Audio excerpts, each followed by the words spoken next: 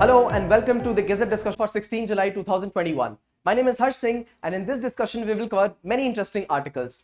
The first video that we have for Gazette discussion will contain the featured article, which is on urban river management. Right now, during the times when there are increased number of urban disasters, urban floods and urban sprawling, increased urban spaces being encroached and taking in the river space, this is where river management becomes important, right? Therefore, in this article, we will understand the significance of rivers in urban areas, how these rivers are getting choked and challenged in urban spaces, and the importance, the significance of the master plan in urban areas. So this is the first video on the featured news, right? The second video will contain the rest of the news. The first one being Trinity nuclear test, this day in history by America. The news snapshots contain one update article on Reserve Bank and how it is ensuring that payment system data be kept in only India. Second is on artificial intelligence powered grievance management system introduced by Ministry of Defense. Just yesterday we covered the role of artificial intelligence in health management. Now here we understand in grievance management, right? Naga peace talks, an important update article from the Northeast. Monk fruit is the image of the day, which is a fruit from China, an expensive fruit from China, now being grown in Himachal Pradesh. Terms and concepts. The first one is Vikas engine, right? The liquid propellant here is being used for Gaganyaan, a mission to the space, right? The second one is National Ayush mission. Now it has been extended. So this is the news. Longevity finance. We'll come to know what this term is about, and fit for 55 legislation by European Union. The update articles, the editorials that we have for you today are one which is about converting a village into city landscape, urban areas, and what are the challenges the city landscape faces. The second one is on National Maritime Security Coordinator. Yesterday we studied this in terms and concept, and today there's an update editorial on the same. Case study of the day is about organic farming and how the states in India are encouraging the same, right? So let us start the discussion.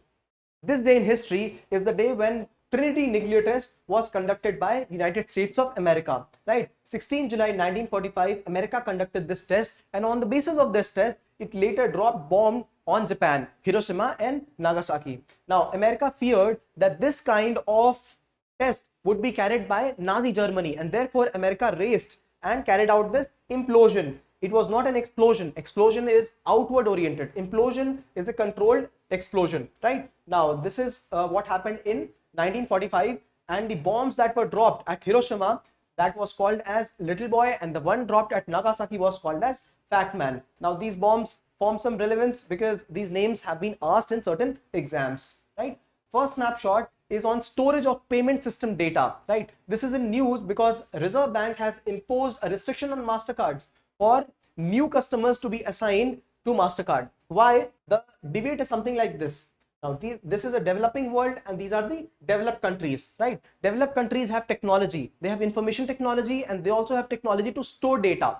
Now, since data is the new oil, data is the important reserve which is to be used in all kind of activities, Internet of Things, artificial intelligence, right? Big data analytics, etc. And data forms an important resource. These developed countries are storing the data of even developing countries with them, right? So data centers where data is stored, right? Data servers are located in the developed countries. Developing countries don't want that. They say our data should be stored in our countries, right? We will utilize it the way we have to utilize, and the privacy concerns will be reduced. Very simple. So this time RBI had given guidelines in 2018 that all the companies which are utilizing Indian data in India, the data has to be stored in India itself, right? So MasterCard has this time been given some strict guidelines that it must store the data, it must not take out the data from India to abroad, and that is why it is in news, right? Now, MasterCard, Visa, RuPay, they're all the same payment interface. Now, for example, what are payment interface? Now, these are the banks, right? And this is us. While we make transactions from our ATM cards, right, or online payments, the banks do not get directly the money, right? They are payment interfaces. Now, they help in ensuring that the bank gets money. the time required for transfer of money is less, the technology for the same. So these are the payment interface companies, MasterCard, Visa, RuPay, etc. This is India based, and MasterCard and Visa are companies from abroad. RuPay of course stores the data only in India, but MasterCard and Visa have been storing data abroad as well. So let us quickly look at the guidelines of Reserve Bank of India on the same issue, right? The first thing RBI says is about the localization. Data has to be localized, it has to be stored. Indian data has to be stored only in India, in the geographical terrain of the country. So this is the first ruling of RBI.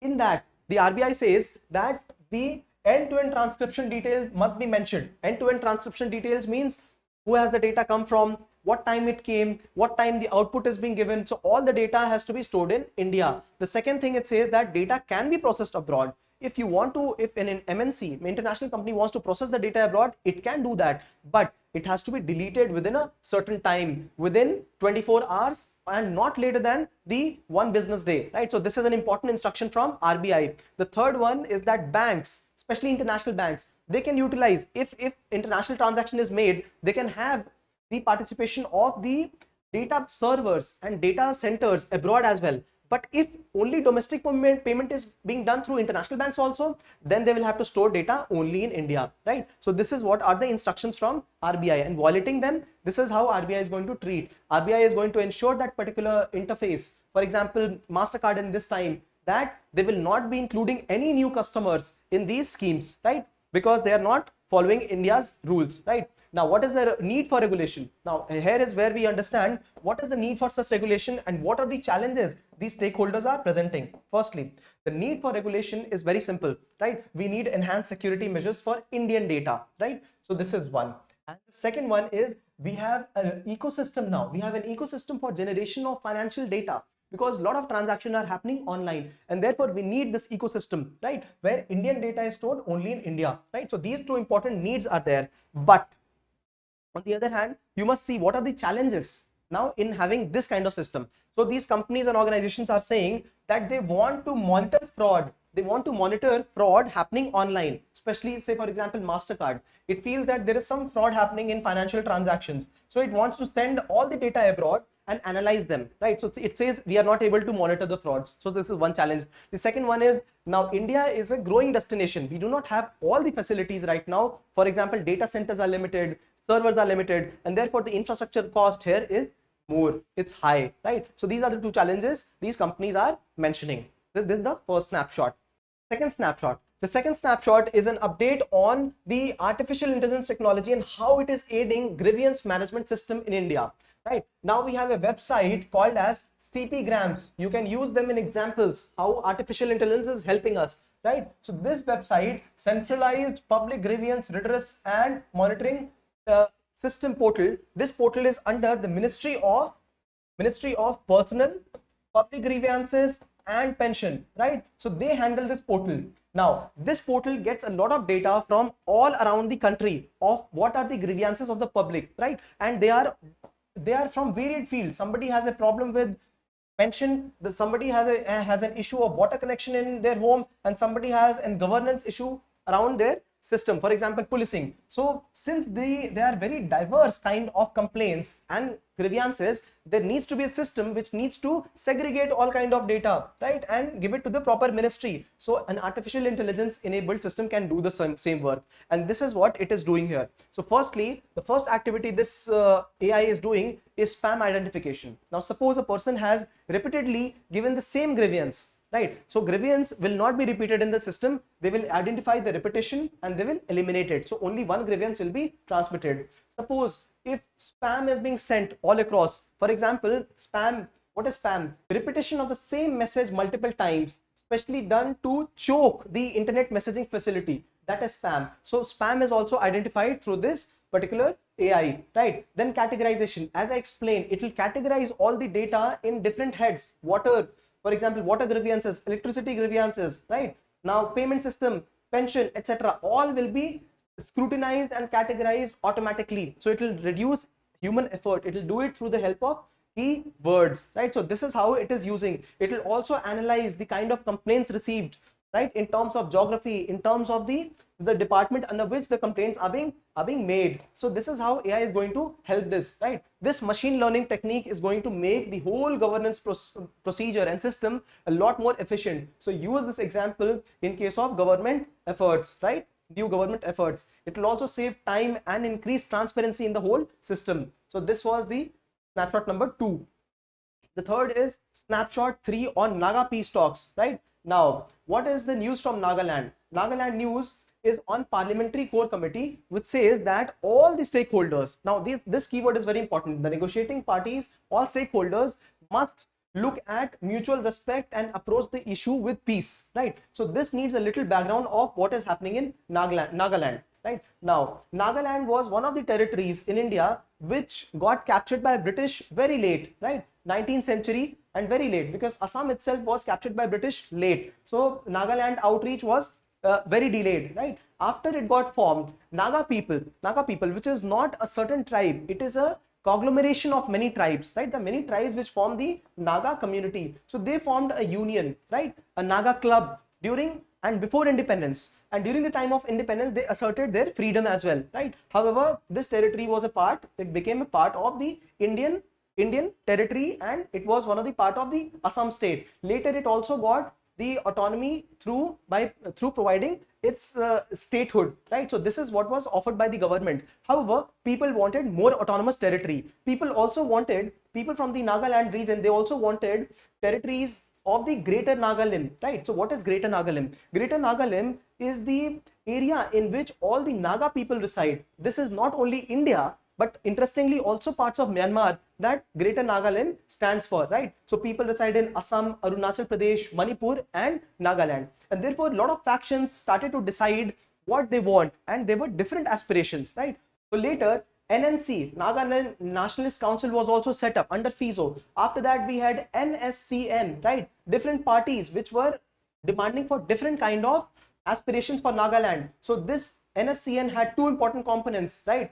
IM and K, right? One of them is operated through Manipur and the other one also through Myanmar. Now they all have different aspirations. Some demand peace, some demand Greater Nagaland territory, some demand autonomy in only Nagaland, and therefore there are many stakeholders in the whole process, and there are some insurgents as well, right? There is an additional demand of people from this area, that is that Nagaland have a separate flag and Nagaland have a separate constitution, and this is where government of India is raising its eyebrows. They say that this is something that you are asking which is beyond the purview of the democratic federation, right? And this is the contention: Naga Yazabo, that is the Naga constitution, and separate Nagaland flag, right? So this is the update where the government, there's a parliamentary panel which has been formed to aid this peace process, and this is where they say that all stakeholders must discuss with peace and without any preconditions, so one solution and one agreement for all the parties. So this is the important update here, right?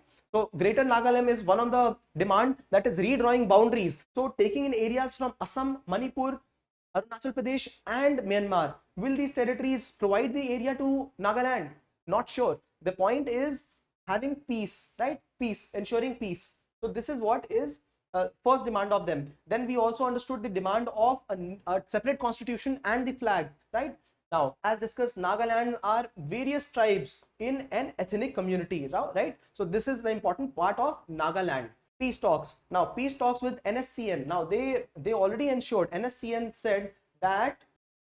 already said that there will be peace and harmony from their end, right? Since 1997, these peace talks have continued, but they have not resulted in any fruitful discussions, especially because NSCN-IM is Manipur based, and these people want Greater Nagaland, right? Whereas there are many groups which are based inside Nagaland and they want peace. They do not want outer territories and they want peace in Nagaland region only, right? So since there are many groups, their demands are diverse, and therefore when government talks to NSCN for peace, NSCN says, while yes, we will accept peace, but we want certain additional things also, right? And when government discusses this with the other tribal groups, so they say we want only peace. We do not want separate entities, right? And this is why the conflict is there, because there are many stakeholders with different aspirations. So you must remember this: one solution and one agreement, right? One solution and one agreement without preconditions. So this is what is the stand of the government here. And while we put this in answers, we have to be very sensitive, right? And we have to put only what is government stand here, right? So ceasefire has been declared, but there are many organizations which are continuing the insurgency in the Nagaland region, right? So this is the article here for Nagaland. Image of the day. Image of the day is on monk fruit. Now this fruit is actually Chinese origin fruit, and now it is being cultivated in Himachal Pradesh area also, because this fruit has got an important quality. It is non-calorific, right? But it is natural sweetener. It produces a lot of sweet, but this does not raise the calorie of the product in which it is put, right? Terms and concept. The first term and concept is Vikas engine for Gaganyaan, right? So we must understand what Gaganyaan is about. Gaganyaan is India's attempt to travel to space.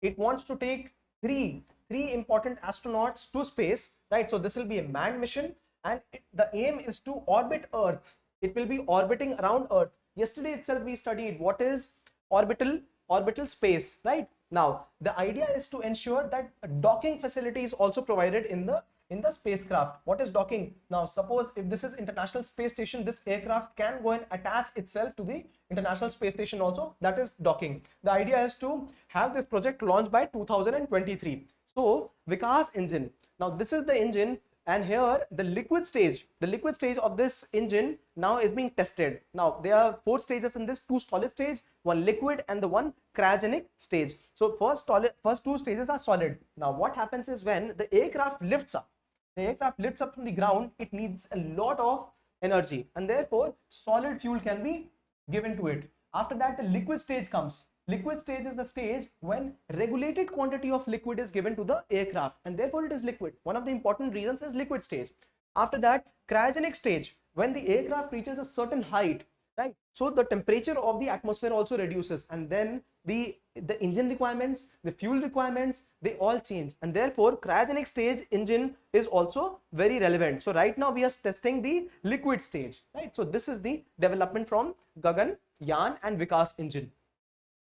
National Ayush mission. Now this mission was initiated in the year 2014, and it has now been extended, right? This national mission on Ayush has been extended under the Ministry of Ayush. What does this ministry do? Now this ministry actually does important activities in the field of alternate form of medication other than allopathy. So it tries to ensure that better access to Ayush medicine is there. What is Ayush? Ayurveda, Unani, Yoga, Siddhi, and homeopathy. So these are the kind of medication have to be provided, and better access, low cost medication, right? Educating people, right? These are the important measures that this mission is going to participate in, right? Longevity finance. Now we have already studied what silver economy is. We have studied this in one of the snapshots. Silver economy relates to the people who are growing elder, right? Now India is a young population, but in the coming times there will be a lot of population which will grow old. 30 to 40 years down the line, we will see a huge population growing old. So one statistic says that by 2040 there will be more people who are elder than the people who are under 20. That means less number of people who are getting born and more number of people who are getting old. This is a culture which is already happening in Japan and European countries, and India will also face this. China is also going to face this. So we must have finances for longevity. Yeah, very simple. So this is what it means, having finances for longevity. And International Finance Service Center Authority, IFSCA, this is based in the gift city, Gujarat International Finance Tech City. So this is gift city is located in Ahmedabad, Gujarat. First international finance city, green finance international city of India. So IFSCA here is ensuring that we have longevity finance hub in gift city as well, right? So that the whole economy related to the elder people, right, that also propagates. What is the economy? For example, the services given, they must be given counseling services, health services, right? What about products? Their insurance, their needs, physical needs, infrastructure needs, right? For example, simple ramp walks, right? They have to be placed. So financing has to be done for that. Now this is where longevity finance also comes into play. There is demand in India already. There is demand for longevity finance in India, but we have less products, we have less resources, right? So requirement is to initiate this whole process so that demand is driven with more supply, and then economy also prospers, right? So this is longevity finance. Fit for 55 legislation. Now countries have already started to ensure that they convert to net zero emitters, right? Net zero. Repeatedly I have ensured telling you in articles that net zero means that they will be producing carbon, there will be emissions, but they will be offsetting the same. Now this net fit for 55 also relates to the same. They can ask a simple question, what is fit for 55? So fit for 55 is the European Union scheme to reduce the emissions up to 55% by 2030, and by 2050 they are going to make their whole economy net zero. So this is European Union's target. Similarly, China has got the target of 2060, right? India has not given such net zero targets. India is restraining by saying we will convert to net zero. India although will be achieving the same by 2050 and 60, but India says we will work on reducing the emissions and ensuring that the temperature is not increased. India says that we will cut down on the emissions, right? The emission norms that it had given in the Paris Climate Agreement, right? So India talks about that reducing emission around 30% at 2005 levels, right? This is what India says. Now, one contention of the countries with respect to Fit for 55 is the carbon border adjustment mechanism. Now, this is where the European Union countries will ensure that they penalize other countries. They penalize other countries from where it is importing articles. Why? Because those countries are using those fossil-based technologies and non-clean technology. So this is where the contention to this lies. Editorials of the day. The first editorial for today is about how villages are being converted into cities, institutional mechanism for conversion of the rural areas into urban areas, and how it is a challenge. So they have, in this editorial, we have brought a challenge, the challenge to Pune municipal administration, which it is facing in the current scenario, right? Now, firstly, we must understand that there is a concept of urban area. Urban area in Indian space is defined by the Census Commission. The three categories it has are: one, having 5,000 population in that specific area. Second, in that defined area. The second one is having the population density 400 persons per square kilometer or more. And the third one is 75% of the male working population. Male working population should be engaged in non-agricultural activities. So based on this, the urban areas are defined, right? However, many rural areas have this criteria. They already meet the criteria, but they are not urban in nature, right? They have not been instituted as urban, right? World Bank already says that India has more than 50% of urban population, but the census says that it is 31% of urban population in India. However, it is destined, India is destined to have around 50% of actual urban population by 2050. So we will have this population achieved. This is what the government also envisages institutionally, right? And that is why villages around Pune city this time also have become now urban spaces. They have been integrated in Pune city. Now, the challenges with Pune Municipal Corporation lies here, right? Earlier itself, Pimpri-Chinchwad Municipal Corporation also got formed out of Pune Municipal Corporation. Now, this municipal corporation is the largest municipal corporation in the state of Maharashtra, right? What are the issues? Now, tax incentives are given to new areas being constructed as urban areas, right? So tax incentive is given to the new villages which have converted into cities for the coming 5 years. However, the Pune Municipal Corporation will have reduced taxes because of this incentive, but they will have to provide services. They will have to provide infrastructure, services. What about water? What about city roads? So these important things have to be done. Finances. So the state also has to provide finances, but those are limited in nature. There is a mechanism to transmit the finances, but it is delayed. So the municipal corporation, especially this one, PMC in this case, is under a lot of constraint because of this. So this is what the article mentions. Moving to the second editorial of the day. The second editorial is on National Maritime Security Coordinator, right? This is almost a repetition of what we studied yesterday in terms and concept, right? So the main idea is that Sagar Mala project, right? Deep Ocean Mission and Sagar, right? Security and growth of all in the region, right? This is Indian umbrella scheme under which all the schemes are put, right? This is the vision of India. Sagar is the vision under which all the schemes have been put. Under the same, National Maritime Security Coordinator has been instituted. Now, this is an office which will directly report to the National Security Advisor. The main idea is to promote India's interest in the marine space. What are India's interest? For example, the geophysical presence, the presence itself. Now, imagine Chinese ships moving around in Bay of Bengal. right? And imagine the time when we have our own ships moving the area, which is more conducive for our growth. Of course, Indian ships in our area. So one is the physical presence, the second one is the energy security, and the third one is the perspective of defense, right? Now, important terror attacks have happened through marine spaces also. For example, the 2008 Mumbai terror attack happened through marine areas. This is where we need to integrate the Navy, the Coastal Guard, right, and the state maritime boards. And this is what this office is going to do. Case study of the day. Case study of the day is on organic farming. Now, organic farming and the conventional farming that we are using under Green Revolution, which is India-based actual farming. Of course, it is organic farming. Why? Because this new technology of farming was never Indian. It was never indigenous. We always formed and continued organic farming until the products of Green Revolution arrived, right? Until products of Green Revolution, for example, high yielding varieties arrived in India, right? So organic farming was always indigenous in nature, and this is what all the states are doing. So this effort is being shown in this article, how Karnataka, Himachal Pradesh and all the other states are attempting to make their products organic in nature, right? Now, the idea is to ensure zero budget natural farming. What is zero budget natural farming?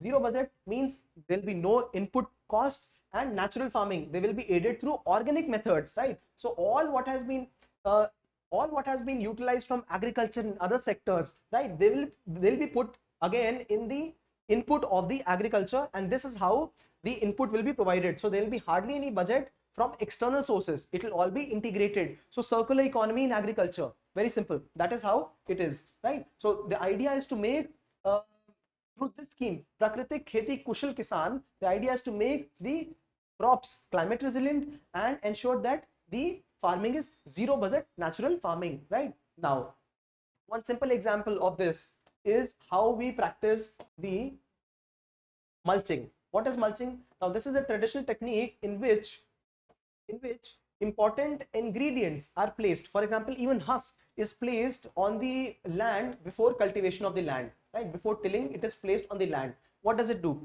The important benefits of placing it first are it reduces the temperature of the whole surrounding area, right? So before we put in new seeds, mulching is done to reduce the temperature of the area. It also increases in the water moisture, the moisture content in the soil and nearby areas. So moisture is also retained, right? It also helps in multiple ways, like it also hinders the growth of weeds in the specific areas. So this is how mulching is done, and it was already done previously as well.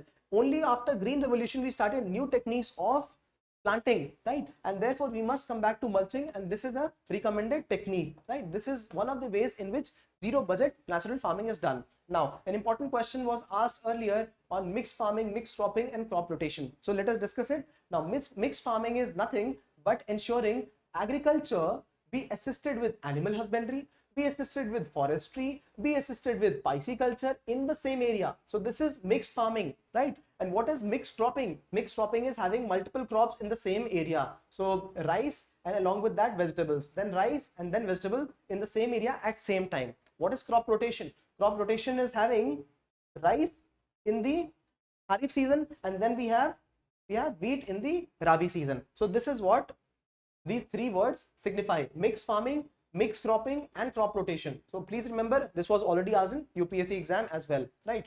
Now, why is this project receiving so much of attention? It is receiving attention also because top leaders have already given their word of increasing natural budget farming, right? So because of this, a lot of people are compelled to use, a lot of leaders are compelled to also finance these resources, right? Indian resources. The government support now has increased, and also people have been sensitized. So there is an increased demand, right, from places where people want more of organic food, right? Also from the producers. If producers are sensitized, they will start utilizing more of these techniques. This will also save money. This will increase their profit and remuneration and also give good results, right? With this, we come to the conclusion of the Gazette discussion. All we want from our end is for you to review and give us important feedbacks for improvement. You can also share this whole video if you like it, so that our subscriber base increases and outreach, and we provide better programs to you. Also, do comment if you want some certain sectors to be, certain important articles to be covered.